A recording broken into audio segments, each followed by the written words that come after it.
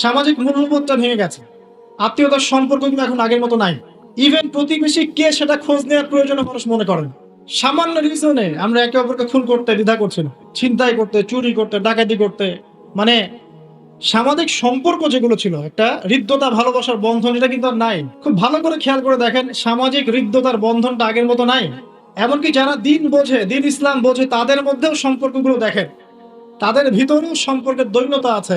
মুখে যতই ঐক্যের কথা বলুক না কেন, ভিতরে দেখবেন হিংসা, বিদ্বেষ, গীবত, তহমত, সমালোচনার অসুস্থ সংস্কৃতি লালন করছে। সম্পর্কের সেই আগের হৃদ্যতা, মাধুর্যগুলো এখন আর পাওয়া যায় না। এখানে বোঝানো হচ্ছে দাসী তার মনিবকে জন্ম দিবে, স্পেশালি পিতা মাতার সাথে দাস দাসীর মতো আচরণ করা হবে। কত বড় বড় ডিগ্রিধারী মানুষের বাবা মা এখন বৃদ্ধাশ্রমে আছেন আপনি জানেন না, আমি জানি না। কেমব্রিজ, অক্সফোর্ড, হার্ভার্ড থেকে পড়ে এসেছে, এসে পিতা মাতাকে বৃদ্ধাশ্রমে দিয়েছে। যে পিতার হাত ধরে সে হাঁটা শিখেছে, শেষ বয়সে ওই পিতার লাঠি সে হতে পারে নাই। যে মা প্রসব বেদনা সহ্য করে তাকে জন্ম দিয়েছে, সেই মায়ের বুকে গুলি চালাতে এখন সন্তানের হাত কাঁপছে না। কেয়ামতের আর কোন নিদর্শনের জন্য আমরা অপেক্ষা করে বসে আছি? যাক, ওদিকে গেলে অনেক লম্বা হয়ে যাবে। এবার আসেন, যদি দ্বিতীয় অর্থ নেই, আরেকটা অর্থ দেওয়া হয়েছে, এটা ইন্টারপ্রিটেশন, ব্যাখ্যা, যে দাসী তার মনিবকে জন্ম দিবে মানে হচ্ছে সমাজের সত্য মিথ্যা, ন্যায় অন্যায়, ভালো মন্দের মানদণ্ডটা উল্টে যাবে। এবং এই ব্যাখ্যাটা আমার কাছে খুব পছন্দনীয় ব্যাখ্যা। আর দাসী মনিবকে জন্ম দিবে মানে উল্টা জিনিস হচ্ছে না এখানে। তার মানে সমাজের যে ন্যায় অন্যায়ের মানদণ্ড আছে, হক বাতিলের মানদণ্ড, এটা উল্টে যাবে। এবং এই হক বাতিলের মানদণ্ড প্রতিটা ক্ষেত্র থেকে উঠে গেছে। আপনাকে দেখাচ্ছি, মনে করেন আমরা ছোটবেলা থেকে 25-30 বছর পর্যন্ত পড়াশোনা করি। এখন জ্ঞান অর্জনের মানদণ্ড কি হবে? আল্লাহর সন্তুষ্টি অর্জন করা, আল্লাহর দিনকে শেখা, সেই দিন পালন করা, এর প্রচার করা, এর প্রতিষ্ঠা করা।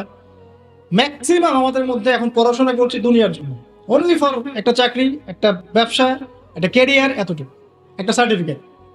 তাহলে পড়াশোনার ক্ষেত্রে আপনার মানদণ্ড উল্টে গেছে। সত্য গ্রহণ করার ক্ষেত্রে আমরা মানদণ্ড কি রাখবো? যে আল্লাহ এবং তার রাসূল যা বলেছেন এটা সত্য, এর বাইরে সত্যের কোনো উৎস নাই।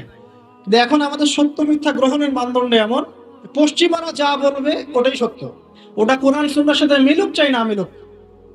পশ্চিমার মনে করেন যত তন্ত্রমন্ত্র আছে, যত তন্ত্রমন্ত্র, পলিটিক্যাল তন্ত্র বলেন, ইকোনমিক তন্ত্র বলেন, সামাজিক তন্ত্র বলেন, হ্যাঁ, এক একটা নাম নিয়ে বললে বুঝতে পারতেন, যে ফ্যামিলিস্ট রেভলিউশন, কমিউনিজম, আপনার ওই যে সোকল্ড ডেমোক্রেসি আর কি, সোকল্ড যেটা, যেটা সত্যিকার অর্থে না, সোকল্ড একটা সেকুলারিজম, এটা আসলে সেকুলারিজম না, সোকল্ড সেকুলারিজম। প্রতিটা মতবাদ পশ্চিম থেকে এখানে এসেছে। এবং এগুলোকে দিয়ে আমরা কোরআন হাদিসকে এখন যাচাই করা শুরু করেছি। কোরআন হাদিসকে দিয়ে এগুলোকে যাচাই করবো এটা না, এগুলোকে দিয়ে কোরআন সুন্নাহকে যাচাই করে আমরা সত্য মিথ্যা গ্রহণ করছি। তাহলে দর্শন নেয়ার ক্ষেত্রেও কিন্তু আমরা সত্য মিথ্যার মানদণ্ড উল্টে দিয়েছি। দাসী মনিবকে জন্ম দিয়েছে এখানে, তাই না? দিন প্রচার ক্ষেত্রে, দিনের ক্ষেত্রে মুসলিম যারা আছে, আমরা আমাদের মধ্যে মানদণ্ড থাকবে এমন যে আমরা উদারপন্থী হব, আমরা দিন নিজেরা পালন করব, সহজ করে দিব, মানুষ পালন করবে, দিনের দাওয়াতি কাজ হবে, প্রসার হবে, ঐক্যবদ্ধ প্ল্যাটফর্ম থাকবে। দেখবেন সব উল্টে গেছে। ব্যক্তি জীবন থেকেই দিন বিদায় নিচ্ছে। বাইরে খালি দেখবেন হয়তো আমার এখানে লেবাসে দাড়ি টুপি আছে, ভিতরে গিয়ে দেখবেন যে আসলে আমার ব্যক্তি জীবনে, অর্থনৈতিক জীবনে, সামাজিক জীবনে ইসলাম নাই, পারিবারিক জীবনে নাই। তো মানদণ্ড উঠে যাচ্ছে। দেখবেন ঐক্যের মানদণ্ডের জায়গায় বিভক্তির মানদণ্ড নিয়েছি। তারপরে অর্থনৈতিক জীবনে যান, এখানে দেখেন মানদণ্ড দেখেন, মানুষ এখন হালাল হারামের যার্রা পরিমাণ পরোয়া করে না। অল্প কিছু মানুষ বাদ দিয়ে, এই সব কিছুর বাইরে কিছু মানুষ আছে যারা একটু ব্যাকডেটেড, সেকেলে, যারা একটু মৌলবাদী টাইপের, এরা একটু অন্যভাবে চিন্তা করে আর কি। ম্যাক্সিমামই হালাল হারামের কোনো বাছ বিচার নেই, সমানে সুদ খাচ্ছে আর ঘুষ খাচ্ছে, দুর্নীতি করছে, টাকা আত্মসাৎ করছে, মানুষের সম্পদ লুট করে খাচ্ছে, জমি লুট করে খাচ্ছে। এটা যে একটা পাপ, এই বোধটুকু পর্যন্ত গায়েব হয়ে গেছে। আমানত নিয়ে একটা হাদিস পড়ছিলাম গতকাল রাতে, নবী সাল্লাল্লাহু আলাইহি ওয়াসাল্লাম বলছেন এমন যুগ আসবে যে আমানত এই কলিজা থেকে উঠিয়ে নেওয়া হবে, শুধু একটা নোক্তার মতো ফোঁটা বাকি থাকবে। তারপরে আবার সে ব্যক্তি ঘুমাবে, আমানত উঠিয়ে নেওয়া হবে, থাকবে একটা ফোস্কার মতো। ফোস্কার ভিতরে যেমন পানি আর পুষ ছাড়া কিছুই থাকে না, তেমনি আমানতের একটা খালি শেল থাকবে। মানুষ বলবে ওই লোক বড় আমানতদার, কিন্তু ওর মধ্যে যাররা পরিমাণ আমানতদারিতা থাকবে না। তো মানদণ্ড দেখেন, অর্থনৈতিক জীবনে আমাদের মানদণ্ড আর আগের মতো নাই। আমরা এখানে হালাল হারামের পরোয়া খুব কম মানুষই করি। যারা বলে যে সুদ খাওয়া হারাম, সুদ খাওয়া হারাম, ঘুষ খাওয়া হারাম, দুর্নীতি করা হারাম, ইত্যাদি ইত্যাদি। উত্তর দেয় এগুলো ছাড়া আবার এই যুগে চলা যায়? সুদ না খেয়ে আবার এই যুগে চলা যায়? মানে মায়ের সাথে জেনা না করে এই যুগে চলা যায়? মেয়েদেরকে ধর্ষণ না করে এই যুগে চলা যায়? মানে 1 দিরহাম সুদ খেলে 36টা মেয়েকে ধর্ষণ করা হয়, বুখারী হাদিস আছে। আর আল্লাহ পাক কোরআনে কি বলছেন? যে কোরআন মাথায় তুলে আমরা রেখে দেই সুন্দর করে পরিষ্কার করে একদম আলমিরার উপরে, সেখানে আল্লাহ পাক বলছেন সুদ ছেড়ে দাও, যদি না ছাড়ো তাহলে আল্লাহ এবং তার রাসূলের সাথে যুদ্ধের ঘোষণা শুনে নাও। তো মানুষ এখন বলছে আল্লাহ এবং তার রাসূলের সাথে যুদ্ধ না করে থাকা যায়? এখন অর্থনৈতিক জীবনে সত্য মিথ্যার কোনো মানদণ্ড নাই। টাকা উপার্জনের ক্ষেত্রে আমরা হালাল হারামের যাররা পরিমাণ পরোয়া করছি না। দাড়ি টুপি রেখেও দেখবেন অনেক সময় আমরা এমন কিছু ব্যবসা শুরু করেছি যেখানে ধর্ম অনেক দূরের বিষয়। অনেকে ধরা পড়ছে এখন বিভিন্ন অভিযানের প্রশাসনে, দেখবেন দাড়ি টুপি পাগড়িওয়ালা। তো এরা কি ইসলাম বোঝে না? অন্যরা না হয় বোঝে না, এরাও কি ইসলাম বোঝে না? ধর্মকে অনেক সময় ব্যবসা বানিয়েছি আমরা, ধর্মকেও অনেক সময় ব্যবসার হাতিয়ার বানিয়েছি আমরা।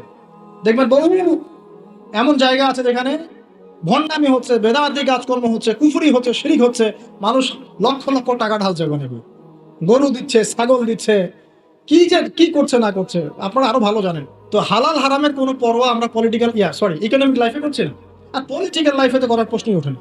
কারণ এখানে এই বিশ্বে, বর্তমান বিশ্বে পলিটিক্স করতে হলে হালাল হারাম নির্ধারণ করবে পশ্চিমারা, ব্যাস, ফুল স্টপ। ওরা যেটা বলবে হালাল হালাল, ওরা যেটা বলবে হারাম হারাম, এর বাইরে কিচ্ছু নাই। আর এখন সারা বিশ্ব যারা শাসন করছে এরা বেশিরভাগই বদ মানুষ, এরা ফাসেক আর জালেম আর কাফের আর মুশরিক। বেশিরভাগ বিশ্ব যারা শাসন করছে তাদের কথা বলছে, যত বড় বড় বৈশ্বিক সংগঠনগুলো তৈরি করেছে এরা বেশিরভাগই বদ শ্রেণীর মানুষ। ভিতর থেকে ইন্টারনালি আমি বলবো দে আর জাস্ট লাইক বিস্ট, জানোয়ারের মতো। কোথায় কার মধ্যে যুদ্ধ বাঁধিয়ে দেওয়া যাবে, যুদ্ধ বাঁধিয়ে দিয়ে অস্ত্র বিক্রি করা যাবে, কোথায় ওই মনিটরি সিস্টেম দিয়ে মানুষকে ঋণের ফাঁদে ফেলা যাবে, সুদের ফাঁদে ফেলে একটা দেশকে দখল করে ফেলা যাবে, কোথায় এখন শান্তিপূর্ণ একটা মুসলিম কান্ট্রির মধ্যে জঙ্গি ইস্যু তৈরি করা যাবে, জঙ্গি ইস্যু তৈরি করে ওখানকার মানুষদেরকে ম্যাসাকার করা যাবে, সারা দিন এই কূটকৌশল চিন্তা করতে থাকে। বিশ্বের যত বড় বড় শয়তান আছে তারা ওই পশ্চিমা সভ্যতা থাকে এখন। আর ইবলিস তো অনেক আগে দায়িত্ব ছেড়ে দিয়েছে, জানেন? ইবলিস অনেক আগেই দায়িত্ব ছেড়ে দিয়েছে। যখন সে এরকম চেলাপেলা তৈরি করে ফেলেছে এখন সে রিল্যাক্সড। আরো সে বসে ওর যে কুরসি আছে সমুদ্রের উপরে, সমুদ্রে ওর কুরসি এবং আরশ আছে, এটা জানেন নাকি? হয়তো জানেন না। সমুদ্রের উপরে ইবলিসের কুরসি আছে, আরশ আছে। ওটা কুরসি না, সম্ভবত আরশই বলা হয়। ইবলিসের সিংহাসন আর কি সমুদ্রের উপরে আছে, এটা হাদিসে এসেছে। ও ওখানে রিল্যাক্সে বসে থাকে, কারণ তার কাজ তো মানুষই করছে, ওর দরকার নাই তো। এমন এমন ওয়েপেন্স তৈরি করেছে যেটা পৃথিবীতে একবার করলেই মানব জাতি ধ্বংস হয়। একটা নিউক্লিয়ার ওয়ার যদি হয় বিশ্বে, তাহলে দেখবেন বিশ্বের প্রায় 500 থেকে 600 কোটি মানুষ না খেয়ে মারা যাবে। এটা ওদেরই রিপোর্ট। এটা লাগিয়ে দেওয়ার জন্য তারা উস্কাচ্ছে, একবার ইউক্রেনকে উস্কায় রাশিয়ার এগেনস্টে, একবার তাইওয়ানকে উস্কাচ্ছে চায়নার এগেনস্টে, একবার একে একবার ওকে। মানে পৃথিবীটাকে আর সুশৃঙ্খল রাখার কোনো উদ্দেশ্য নিয়ে ওদের নাই। এদেরকে তো ডিল করার কোনো প্রশ্নই ওঠে না। মানে মুসলিম যেখানে সেখানেই ডমিনেট করে। তো যারা এই জায়গায় আছে, সত্য মিথ্যা ন্যায় অন্যায় চূড়ান্ত মানদণ্ড জানলার ওহি, এটা ওদেরকে কে বুঝাবে? সারাদিন আপনি এটা বলতে বলতে মাথা ঠোকরাতে ঠোকরাতে মারাও যদি যান, তারা কি মেনে নিবে? সত্য মিথ্যা ন্যায় অন্যায় হক বাতিলের চূড়ান্ত মানদণ্ড হচ্ছে আল্লাহর ওহি, মানবে? ওই সভ্যতাকে আমরা ফলো করি এবং ওদের সবকিছু আমরা অনুকরণ করছি। দাসী তার মনিবকে অনেক আগেই জন্ম দিয়েছে। ন্যায় অন্যায়ের মানদণ্ড উল্টে গেছে এখন।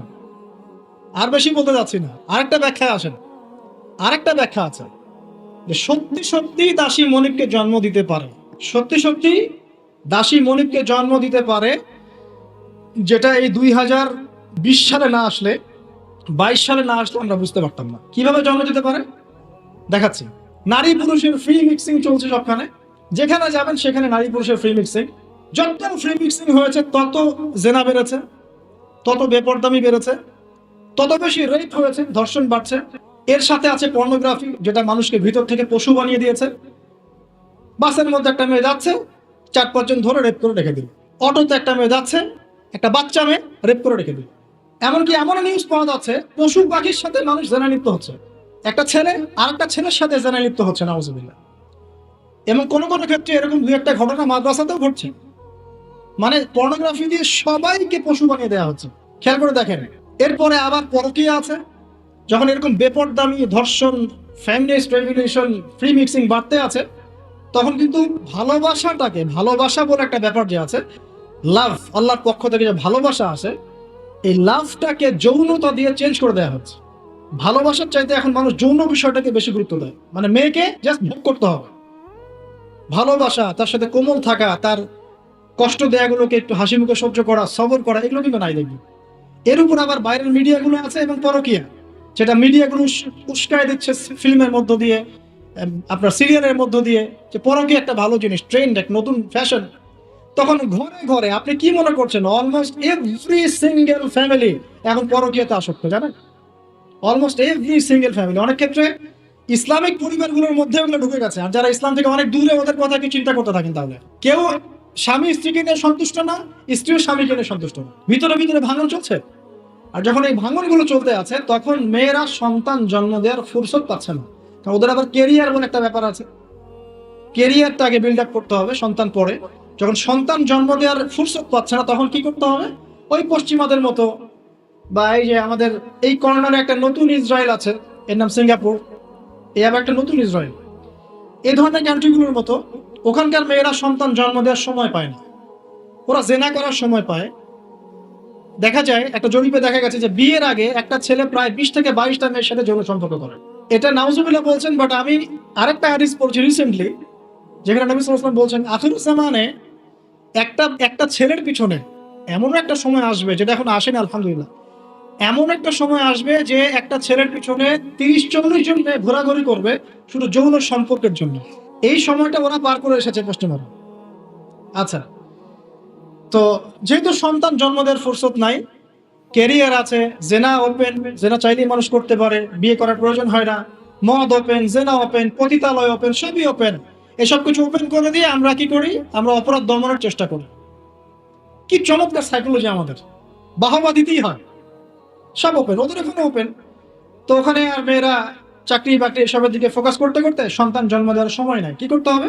দরিদ্র যে কান্ট্রিগুলো আছে, যেমন ওই যে ইন্দোনেশিয়া, শ্রীলঙ্কা, কোনো কোনো ক্ষেত্রে আরো যে আপনার ওই যে আফ্রিকার কিছু কান্ট্রি, নাইজেরিয়া, যে ঘানা, যে মালি, এই টাইপের যে কান্ট্রিগুলো আছে, দরিদ্র, একদম দরিদ্র কান্ট্রি, এদের থেকে মেয়েদেরকে হায়ার কর।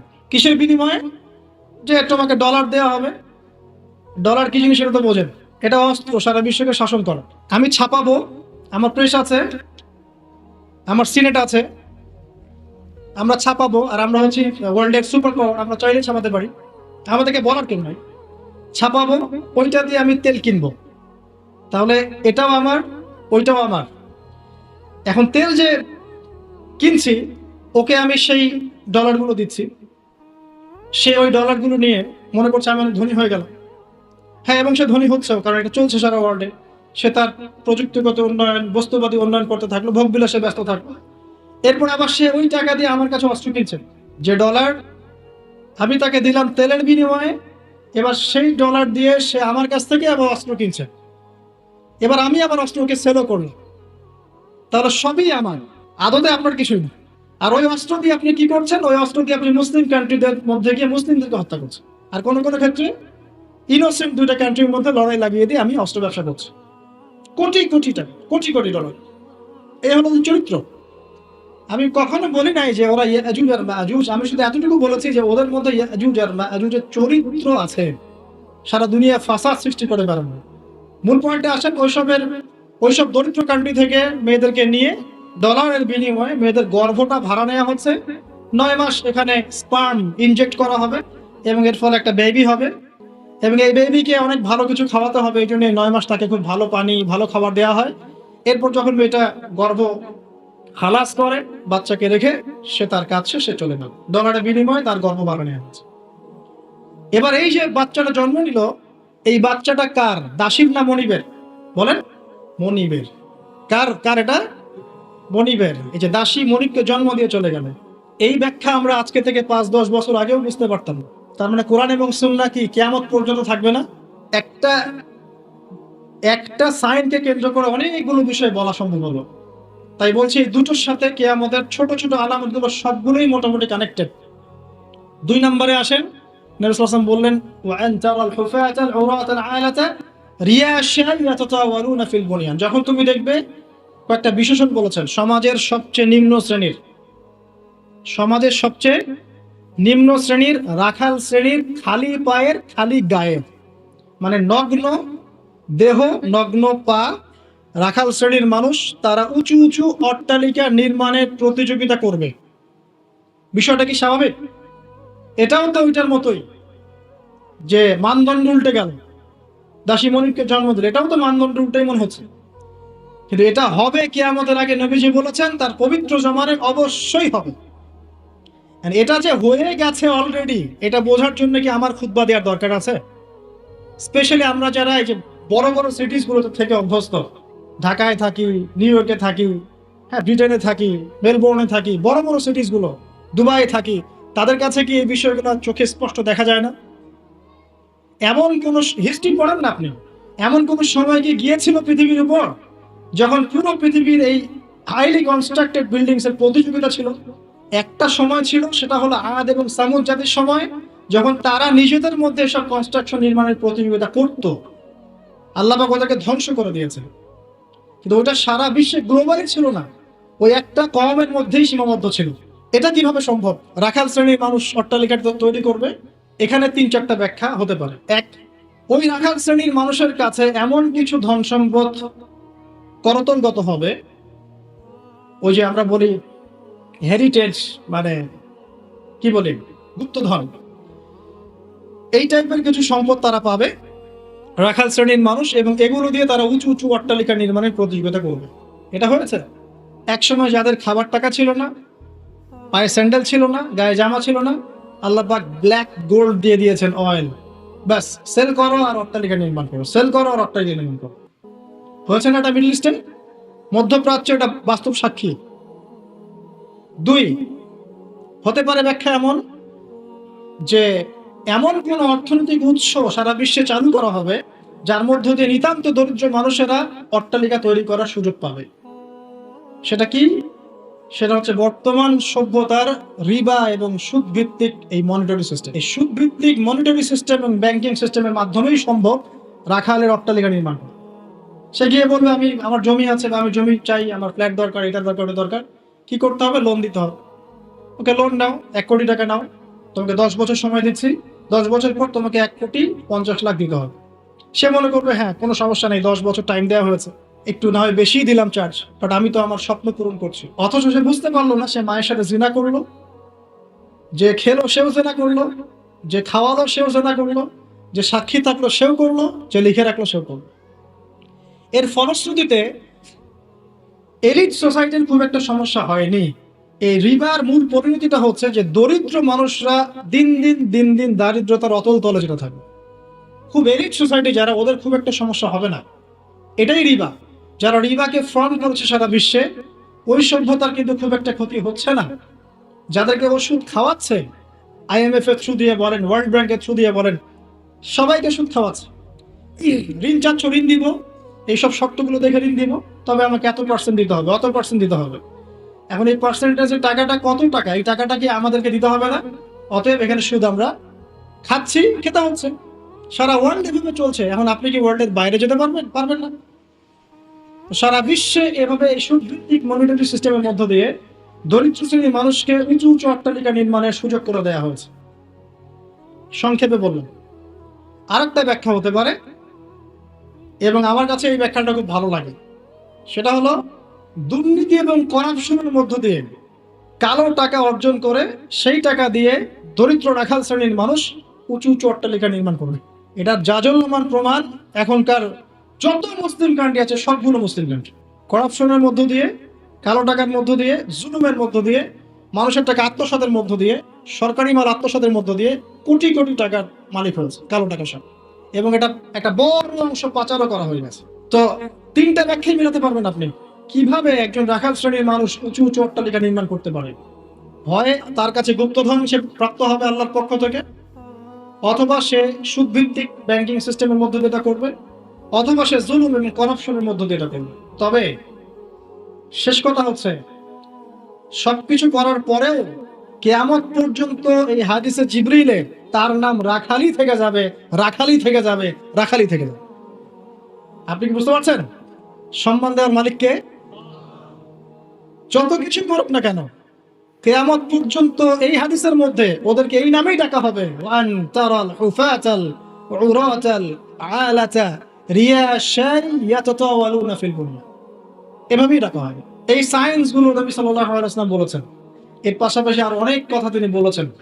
মানুষের মধ্যে ধর্মীয় জীবন থেকে ইসলাম আস্তে আস্তে সংকীর্ণ হয়ে আসবে, উম্মার মধ্যে ফাটল বাড়তে থাকবে, মানুষ দিনের জ্ঞান অর্জনকে খুব একটা মূল্যায়ন করবে না, ইলম উঠে যাবে, আলেম ওলামাদের মৃত্যু হবে, ওলামাদের উপর জুলুম আসবে, জাহেলদেরকে মানুষ আলেম রূপে গ্রহণ করা শুরু করবে, মানুষ ইসলামকে বিকৃত ব্যাখ্যা করা শুরু করবে, এবং এমন একটা সময় আসবে যে কাফের মুশরিক মুনাফিকরা পর্যন্ত ইসলামের ব্যাখ্যা নিয়ে মুসলিমদের সাথে তর্ক করবে। পারিবারিক বন্ধন ভাঙবে, বাবা মা সন্তান সন্ততির পারিবারিক বন্ধন ভাঙবে, প্রচুর জেনা বাড়বে এবং জেনাকে মানুষ হালাল মনে করবে, প্রচুর মাদক বাড়বে, মাদককে মানুষ হালাল মনে করবে, পরকীয়াকে মানুষ হালাল মনে করবে, বাদ্যযন্ত্রগুলোকে মানুষ হালাল মনে করবে, বিনোদনের নামে এন্টারটেইনমেন্টের নামে মানুষ এমন এমন হারাম কাজে লিপ্ত হবে যার ফলশ্রুতিতে তাদেরকে একদিন বানর এবং শুয়োর বানিয়ে দেওয়া হবে। আল্লাহ পাকের দয়া না থাকলে আর পৃথিবীতে যদি অন্য মাখলুক না থাকতো, আল্লাহ পাক আসমান থেকে বৃষ্টি বন্ধ করে দিতেন। এগুলোর ফলশ্রুতিতে মুসলিমদের উপরে দুর্দশা নেমে আসবে, দুর্ভোগ নেমে আসবে, খুনাখুনি বাড়বে, হারাজ বাড়বে। নবীজি বলছেন হারাজ হচ্ছে এমন বিষয়, একজন ব্যক্তি মারা যাবে, সে জানবে না কেন মারা গেলাম। একজন ব্যক্তিকে মেরে ফেলা হবে, যে মারবে সেও বুঝতে পারবে না কেন তাকে মারছি, আর যে মারা যাবে সেও বুঝতে পারবে না কেন আমাকে মারলো। সবচেয়ে মারাত্মক হচ্ছে যে ফ্যামিলিস্ট রেভলিউশন বাড়বে, মহিলাদের মধ্যে বেপরদামি বাড়বে, ব্যভিচার বাড়বে এবং পতিতাদের সংখ্যা বাড়বে। এটা ফ্রি হয়ে যাবে, মানুষ সবার উন্মুক্ত হয়ে যাবে, সময় ইজি আপনার কাছে উন্মুক্ত হয়ে যাবে, মাদক ইজি উন্মুক্ত হয়ে যাবে, অশ্লীলতার প্রসার ঘটবে। তখন আল্লাহ রসুল বলছে সাল্লাল্লাহু আলাইহি ওয়াসাল্লাম, আল্লাহ পাকের পক্ষ থেকে ভূমি ধসের আযাব আসবে, ভূমি ধসের আযাব আসবে, জালজালা ভূমিকম্প আসবে এবং আকৃতি পরিবর্তনের আযাব আসবে, মানুষের আকৃতি পরিবর্তন হবে। তিনি বলছেন সময়গুলো এমন ভাবে যাবে যেন মানুষের কাছে মনে হবে যে গতকালটা আজকের চাইতে ভালো ছিল। মানুষের কাছে এমন মনে হবে গতকালটা আজকের চাইতে ভালো ছিল, গত বছর এই বছরের চেয়ে ভালো ছিল। মানুষের কাছে মনে হবে যে হায় আমি যদি কবরবাসী হতাম, কবরের পাশ দিয়ে হেঁটে যাবে আর বলবে হায় আমি যদি জীবিত না থেকে কবরবাসী হতাম। প্রকৃতিও পরিবর্তন হয়ে যাবে, প্রকৃতি ঋতু পরিবর্তন হয়ে যাবে, বৃষ্টিপাতের মধ্যে সমস্যা সৃষ্টি হবে, বন্যা বলেন, ভূমিকম্প বলেন, খরা, দুর্যোগ যা যা দেখছেন আল্লাহর পক্ষ থেকে গজব আযাব, এগুলো ক্রমান্বয়ে বাড়তে থাকবে। এমনকি সময়কে কেন্দ্র করে বলা হয়েছে সময় পর্যন্ত সংক্ষিপ্ত হয়ে গেছে, এত দ্রুত টাইম পাস হয়ে যাবে যে মানুষ মনে করবে যে একটা বছর চলে যাচ্ছে একটা মাসের মতো, একটা মাস একটা সপ্তাহ, একটা সপ্তাহ একটা দিনের মতো, একটা দিন একটা ঘন্টার মতো। উম্মার দুর্দশা, নবী সাল্লাল্লাহু আলাইহি ওয়াসাল্লাম বলছেন তোমরা সংখ্যায় প্রচুর হবে, তোমরা বিভক্ত হয়ে থাকবে খন্ডে খন্ডে, তোমরা সংখ্যায় প্রচুর হবে, কিন্তু মৃত্যুর ভয় তোমাদেরকে পেয়ে বসবে এবং তোমরা আল্লাহর রাস্তায় আল্লাহর দ্বীনের জন্য সংগ্রাম করতে চাইবে। এতে করে তোমাদের উপরে বহিঃশত্রুর আক্রমণ চাপিয়ে দেওয়া হবে, জুলুম বাড়বে, মাজলুমের সংখ্যা বাড়তে থাকবে, জালেমকে অবকাশ দেওয়া হবে, জালেমকে ছাড় দেওয়া হবে, জালেমকে ছাড় দেওয়া হবে। সে জুলুম করতে করতে এমন পর্যায়ে নিয়ে যাবে যে মনে হবে যে তারা এই বিশ্বের নতুন ফেরাউন। জিউসরা শক্তিশালী হবে, জিউসরা শক্তিশালী হবে, ইসলামের এগেইনস্টে যে শক্তিগুলো আছে এরা শক্তিশালী হতে থাকবে, ওদের মধ্যে ইউনাইটেড বন্ড দেখা যাবে। স্পেশালি জেরুজালেমের কথা এসেছে যে ওই জায়গাটা শক্তিশালী হবে। শাম এবং ইরাকের মাঝখানের যে পয়েন্টের কথা আসছে, এই জায়গায় ইসরায়েল নামক রাষ্ট্রের অস্তিত্ব তখন ছিল না যখন নবী সাল্লাল্লাহু আলাইহি ওয়াসাল্লাম এই হাদিস বর্ণনা করেছেন। এ তো কয়দিন আগে অস্তিত্ব লাভ করলো, আর হাদিস বর্ণনা করা আছে 1400 বছর আগে। জিউসরা আসবে, মাসিহুদ দাজ্জাল ইস্পাহান নামক জায়গার কথা আছে, এখান থেকে সে খুরুজ হবে, তার খুরুজ মানে আত্মপ্রকাশ, কিন্তু সে রুল করবে জিউসদেরকে দ্বারা। এবং জিউসরা এখন কোথায় শক্তিশালী এটা আপনারাই চিন্তা করে দেখেন, সারা ওয়ার্ল্ডে তারা কি করছে। তো ছোট ছোট যত আলামত গুলো আছে এগুলোকে যদি আপনি একত্রিত করেন, এই দুইটা আলামতের সাথে মেলাতে পারবেন। দাসী মনিবকে জন্ম দিচ্ছে আর সমাজের সবচেয়ে নিম্ন শ্রেণীর মানুষ অট্টালিকা নির্মাণের প্রতিযোগিতা করছে। বাকি যে বড় বড় সায়েন্স গুলো আছে সেগুলো এখনো আসে নাই, আর আমরা চাই না আসলে যে আমাদের জীবন দশায় ওগুলো আমাদের সামনে আসুক। কেউই চাইবো না যে আমরা দাজ্জালকে দেখি, দাজ্জাল আত্মপ্রকাশ করুক, ইয়াজুজ আর মাজুজ ধেয়ে আসুক, ভূমিকম্প হতে থাক বড় বড়। আমরা চাইবো না যে ইয়েমেন থেকে আগুন বের হয়ে আসুক, আমরা সেখানে থাকি। তো সামনে কি, আমরা যখন বলি যে কিয়ামত নিকটবর্তী, তার মানে এই না যে কালকে কিয়ামত হবে। মূলত এই বিষয়টা বোঝানো হয় যে কিয়ামতের সায়েন্সগুলো, নিদর্শনগুলো একটা একটা একটা একটা করে এমনভাবে আবির্ভূত হয়েছে যেন পুঁথি থেকে মালা ছিঁড়ে ছিঁড়ে পড়লে যত দ্রুত আবির্ভূত হয়, এভাবে এসেছে। বিগত 100 বছরে এমনভাবে এটা আবির্ভূত হয়েছে যেটা আপনি বিগত আগের সময়গুলোতে কল্পনা করতে পারবেন না। যেমন ফেমিনিস্ট রেভলিউশন, যেমন জিউসদের উত্থান, যেমন জায়নিস্ট মুভমেন্ট, যেমন পেট্রোডলার মনিটরিং সিস্টেম, যেমন সারা বিশ্বে মুসলিমদের উপর ম্যাসাকার জুলুম এবং দ্বীনের সংকীর্ণতা, এই জিনিসগুলো লাস্ট 100 বছরের বেশি এসেছে। আমরা জানি এর আগেও এগুলো এসেছে আবার ঠিক হয়েছে, এসেছে আবার ঠিক হয়েছে। বাট 2000 বছর পর জেরুজালেমে ইহুদি রাষ্ট্র গঠিত হয়েছে, এটা আগে হয়নি কখনো। এবং এরাই তারা যারা মসিহুদ দাজ্জালের সাথে এই বিশ্ব শাসনও করবে এবং ওর সাথেই তারা ঈসা ইবনে মারইয়ামের হাতে মারাও করবে ইনশাআল্লাহ। সামনে মালহামা আছে, আর কি আছে? মহাযুদ্ধ আছে, জেরুজালেমের উত্থান আছে, জিউসদের উত্থান আছে, দাজ্জালের শাসন আছে, ইমামুল মাহদির আগমন আছে, তার হাতে মুসলিমদের বিজয় আছে, ঈসা ইবনে মারইয়ামের আগমন আছে, তার হাতে দাজ্জালের নিহত হওয়ার ঘটনা বাকি আছে, ঈসা ইবনে মারইয়ামের হাতে জেরুজালেম থেকে ওয়ার্ল্ড ওয়াইড ইসলামিক শাসন এখনো বাকি আছে, ইয়াজুজ আর মাজুজের আগমন বাকি আছে এবং ওদের ধ্বংস বাকি আছে। এরপরে পুরো বিশ্বে ইসলামের শান্তির সুবাতাস বয়ে যাওয়াটা বাকি আছে। তারপরে আলামতুস সাআহ, পশ্চিম দিক থেকে সূর্য ওঠাটা বাকি আছে। তারপরে ইনশাআল্লাহ তাআলা এত দ্রুত কিয়ামত হবে, নবীজি বলছেন একজন ব্যক্তি আরেকজন ব্যক্তির সাথে কাপড় নিয়ে ব্যবসা করতে বসবে, কাপড় খুলে দেখাবে, গোটানোর আগেই কিয়ামত শেষ। একজন ব্যক্তি উটের দুধ দহন করবে, দুধ পান করার আগে কিয়ামত শেষ। তারপরে তিনি ইনস্ট্যান্ট বোঝাতে এই শব্দ ব্যবহার করছেন, এক গ্লাস পানি খাওয়ার জন্য গ্লাসটা উপরে নিবে, পানি ঢোক গেলার আগে কিয়ামত শেষ। এত দ্রুত এই পুরো মহাবিশ্ব ম্যাসাকারি ব্লাস্ট হয়ে যাবে। আমরা ওই দৃশ্য দেখতে চাই না। তাহলে এখন এই যে সামাজিক অরাজকতাগুলো চলছে, কি আমাদের নিদর্শনগুলো চলছে, এগুলো সব কি আল্লাহর দেয়া গজব, নাকি আমাদেরও কোনো ভূমিকা আছে? আল্লাহ পাকের মুখ থেকেই শোনেন। আল্লাহ পাক বলছেন সূরা রুমের মধ্যে, আল্লাহ পাক বলছেন যাহারাল ফাসাদু ফিল বাররি ওয়াল বাহরি বিমা কাসাবাত আইদিন নাস, জলের স্থলে যত বিপর্যয় ছড়িয়ে পড়েছে এগুলো মানুষের হাতের কামাই। ঢাকা শহরে একটা মেয়ে রিকশায় করে যাচ্ছে তার বয়ফ্রেন্ডের সাথে, তারপরে সে আর বাসায় ফিরলো না, মা হাউমাউ করে কাঁদছে, মেয়েকে আর খুঁজে পাওয়া গেল না, ধরে নেওয়া হচ্ছে মেয়েটা নাই, নিখোঁজ, হয়তো তার রেপ হয়েছে বা ডেড হয়েছে। মা স্টেটমেন্ট দিচ্ছে সাংবাদিককে যে আমি ছেলেটাকে বললাম তুমি যদি মেয়েকে ভালোই বেসে থাকো তাহলে মেয়েকে বাসায় পৌঁছে দিলে না কেন? এই মায়ের কাছ থেকে আপনি কেমন সন্তান আশা করছেন? সে তার মেয়ের অবৈধ বয়ফ্রেন্ডকে সে বলছে তুমি যদি মেয়েকে ভালোই বেসে থাকো তাহলে মেয়েটাকে একা একা রিক্সা ছেড়ে দিলে কেন, বাসায় পৌঁছে দিতে পারলাম না? কি বলবো বলেন? পরিণতি সবকিছু আল্লাহ পাকের পক্ষ থেকে আসে, এটা তো সত্যই। কিন্তু আল্লাহ রাব্বুল আলামিন কখনো কখনো আমাদেরকে আমাদের পাপের শাস্তি দুনিয়াতেই দিয়ে থাকে। যেমন কর্ম করেছি তেমন ফল ভোগ করতে হবে। তো সুদ খেয়েছেন, এখন দারিদ্রতা বরণ করতে হবে। তো ধর্ম নিয়ে বাড়াবাড়ি করেছেন, ঐক্য তো নষ্ট হবেই। আমি যখন দুর্নীতি করছি আমাকে একদিন ধরা পড়তেই হবে। আমি চুরি করেছি আমাকে তো পিটুনি খেতেই হবে। আমি ডাকাতি করছি আমাকে তো পিটুনি খেতেই হবে। আমি রেপ করেছি আমাকে শাস্তি পেতেই হবে। একটা মেয়ে কয়েকটা ছেলের সাথে অ্যাফেয়ার, কয়েকজন মিলে প্ল্যান করলো যে তাকে শিক্ষা দিবে, তাকে সারপ্রাইজ দেওয়ার কথা বলে একজন বয়ফ্রেন্ড তাকে ডেকে নিল, নির্মম ভাবে তাকে হত্যা করলো। 3 জন মিলে লাশ ফেলে দিয়ে চলে গেছে। 3 জন মিলে করেছে না একাই করেছে সেটা প্রশাসন খুঁজে বের করবেন। আমরা অনলাইনে দেখছি যে মেয়েটা ডেড, এবং সেটা রংপুর এরিয়ার ঘটনা, ঢাকা শহরের কথা না। রংপুর তো অনেক দূরের জায়গা, ওটাকে আমরা গ্রামই মনে করি নাকি ঢাকার হিসাবে। দেখেন কর্মের ফল নয় কি এগুলো? মদ খাচ্ছেন, দেদা আছে, তাহলে আপনাকে তো সারা জীবন একটা ব্যাধি ভোগ করতেই হবে। আপনি তো ক্যান্সার হবেই, আপনার বড় বড় রোগ তো হবেই। আল্লাহর দ্বীনকে বাদ দিয়ে আপনি অনৈতিক দর্শনের চর্চা করছেন, আপনাকে তো ফল ভোগ করতেই হবে। তো আল্লাহ পাক এটাই বলছেন যাহারাল ফাসাদু ফিল বাররি ওয়াল বাহরি, জলের স্থলে যত বিপর্যয় এগুলোর বেশিরভাগই মানুষের হাতের কামাই। পরিবেশ দূষিত করেছে আমরা, পুরো বিশ্বের পলিটিক্যাল সিস্টেম ধ্বংস করে দিয়েছে আমরা, ইকোনমিক সিস্টেমে সুদ দিয়ে দিয়েছে আমরা, ব্যক্তি জীবন থেকে দিনকে বিদায় করছে আমরা।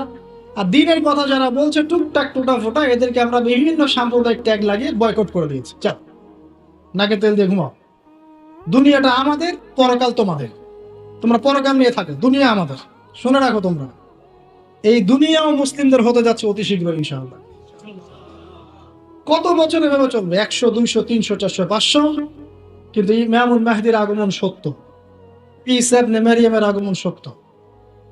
ঈসা ইবনে মারইয়ামের হাতে সারা বিশ্বে সুশাসন কায়েম হবে, এটা ওই রকম সত্য যেমন সূর্য পূর্ব দিক থেকে ওঠে পশ্চিমে ডুবে যায়।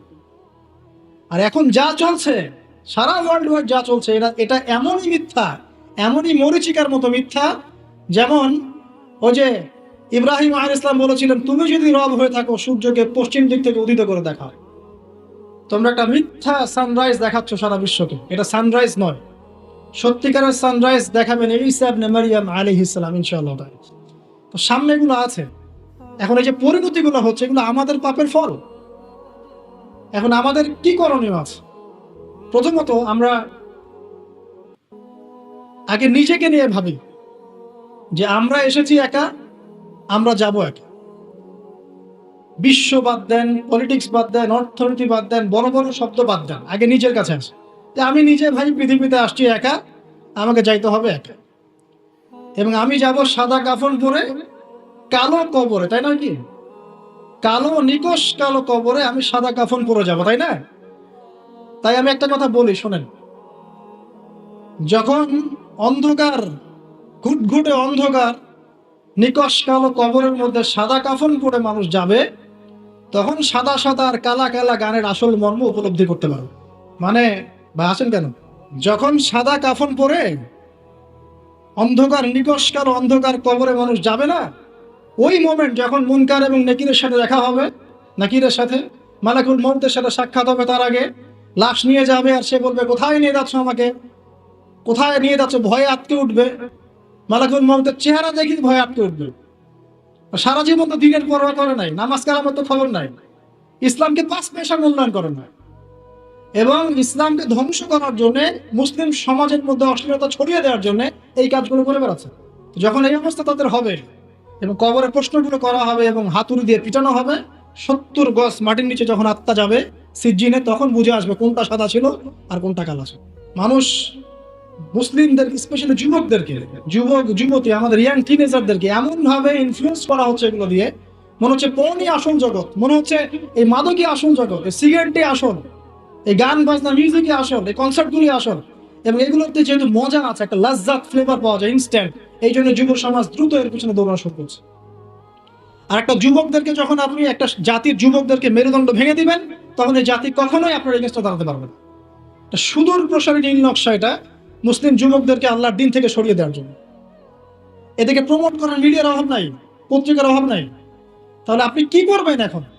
প্রথমত আপনি নিজেকে চিন্তা করতে হবে যে আমি মুসলিম, আগে আমাকে বাঁচতে হবে, এবং আমার ছেলে আমার মেয়ে এদেরকে আমি অন্তত এই পথে দিব না। যদি এদেরকে পড়ানোর কোনো প্রতিষ্ঠানই না পাই, নিজে প্রতিষ্ঠান করে ওকে পড়াবো ইনশাআল্লাহ। যদি সেটাও না পারি, আমার কাছে একা একা বসে শিখবে ইনশাআল্লাহ, কি সমস্যা? যদিও এটার পক্ষে আমি খুব স্ট্রং মত দেই না, আমাদেরকে চেঞ্জ করতে হবে সিচুয়েশন। যদি দেখেন কোনো অপশনই খোলা নাই, সবখানেই ফিতনা, সবখানেই ফাসাদ, কি করবেন? আপনার ছেলে মেয়েকে তো পড়াতে হবে। আমার ওয়াইফ আমাকে বলছে, আমার বেবিকে আমি কোথাও দিব, কি করবা তাহলে? আমি 10 বছর পর্যন্ত পড়াবো। সে মাশাআল্লাহ আরবি জানে, উর্দু জানে, ফার্সি জানে, সবই জানে, তা আমি পড়াবো ওকে। বললাম যে এভাবে হবে না, এভাবে হবে না। কতদিন কতদিন আপনি আটকে রাখবেন সন্তানকে? যখন সে বাইরে যাবে দেখবে জেনা উন্মুক্ত, মেয়ের উন্মুক্ত, বেপরদামে উন্মুক্ত, পর্ন উন্মুক্ত, সব উন্মুক্ত, মাদক উন্মুক্ত। সৎসঙ্গ না থাকলে, ভালো প্যারেন্টিংস না থাকলে, আপনার ভালো পরিবেশ না থাকলে, ভালো সোসাইটি কমিউনিটি না করতে পারলে, আপনি আমি আমাদের সন্তানদেরকে বাঁচাতে পারবো না। ওরা ওদের দেহকে নষ্ট করবে না ঠিকই, কিন্তু ওদের আত্মাটাকে পুড়িয়ে ঝাঁঝরা করে ছেড়ে দিন, আত্মাটাকে কলুষিত করে শেষ করে দিন। আর সমাজের এই অসঙ্গতিগুলো যখন চলছে আর আমাদের আত্মা কাঁদে না, আমাদের খারাপ লাগে না, আমাদের পাপবোধ জাগ্রত হয় না, বুঝতে হবে ওই ঈমান আর আমাদের মধ্যে নাই, যে ঈমান থাকলে এই পাপ দেখলে মানুষের খারাপ লাগা সৃষ্টি হয়। একজন আলেম বলেছেন, যখন দেখবেন বাসায় কোরআনের উপর ধুলা পড়ে গেছে, তখন বুঝে নেবেন যে আপনার কলমেও ধুলা পড়েছে। কি করব? নিজে বাঁচার জন্য আগে নিজেকে চিন্তা করতে হবে যে আমি আখিরাতের বান্দা, দুনিয়াতে এসেছি মেহমানের মতো, আল্লাহ কিছু দায়িত্ব কর্তব্য দিয়েছেন, টাইম শেষ হবে, আল্লাহ পাক টাইম দিয়ে এনে চলে যাবে। কাউকে আল্লাহ পাক এখানে রাখেন নাই, দুনিয়াতে কেউ চিরস্থায়ী হয়নি। যত বড় পরাশক্তি ছিল, ফেরাউন, নমরুদ, হামান, কারুন, কেউ পৃথিবীতে চিরস্থায়ী হয় নাই। আজকের বিশ্বে যারা আছে বড় বড় পরাশক্তি, কেউ পৃথিবীতে চিরস্থায়ী হবে না। এগুলো শুধুমাত্র সময়ের ব্যাপার মাত্র, সময় চলে যাবে, এরাও শেষ। কেউ থাকবে না, না মুমিন, না কাফের, না মুশরিক, কেউ না। অতএব যারা এসেছি তারা চলে যাবে, এই ফিলিংসটা সবার আগে জরুরি। এই ফিলিংসটা আসলে পরে আমার প্রথম দায়িত্ব হচ্ছে ইলম অর্জন করা, তারপরে লক্ষ্য স্থির করা যে আমার জীবনের তো একটা লক্ষ্য আছে। এভারেজ লাইফ লিড করবে সবাই। একজন মানুষ এভারেজ লাইফ লিড করে, খায় দায় ফুর্তি করে, স্ত্রী সহবাস করে, বাচ্চা পয়দা করে, শেষ, ডেড। শেষ বয়সে ক্যান্সার, ডায়াবেটিস, মারা গেল। এটা করতেই কি দুনিয়াতে এসেছি? দিন ইসলাম নিয়ে আমাদের কোনো স্বপ্ন নাই? যারা ইতিহাস পড়ে দেখেন, যারা যুগে যুগে ইসলামের অগ্রগামী ছিলেন, তারা কি আমাদের মতোই এভারেজ মুসলিম ছিলেন, নাকি এক্সট্রা অর্ডিনারি কিছু তারা করতেন? আর আমরা কি আমাদের উম্মার মধ্যে ছোটখাটো বিষয়গুলোকে নিয়েই পড়ে থাকবো? আর কতদিন আমরা এগুলো নিয়ে পড়ে থাকবো? আর কতদিন আমরা একে অপরের গীবত, তহমত, সমালোচনার, হাত বাঁধার, পায়ে পা লাগানো, আর আমি এসব নিয়ে পড়ে থাকবো? আর কতদিন পড়ে থাকলে আপনাদের শান্তি হবে? আমাদেরকে বলে দেন, তাও শান্তি পান, তারপরে আমাদেরকে দিনের জন্য কিছু করতে দেন। যুব সমাজকে করতে দেন, যারা এখন করতে চায় আগ্রহী, ওদেরকে কোনো রাস্তা দেখান। লক্ষ্য স্থির করতে হবে এবং কনস্ট্রাকটিভ কাজ করতে হবে। আবেগের বশে হুটহাট কোনো কিছু কাজ নয়, আবেগের বশে দিনের কাজ না। পরিবেশ পরিস্থিতি বুঝে কনস্ট্রাকটিভলি দিনের কাজ করতে হবে, গঠনমূলক ভাবে, না শৈথিলতাবাদ, আর না কোনো উগ্রপন্থা, না কোনো চরমপন্থা। মাঝামাঝি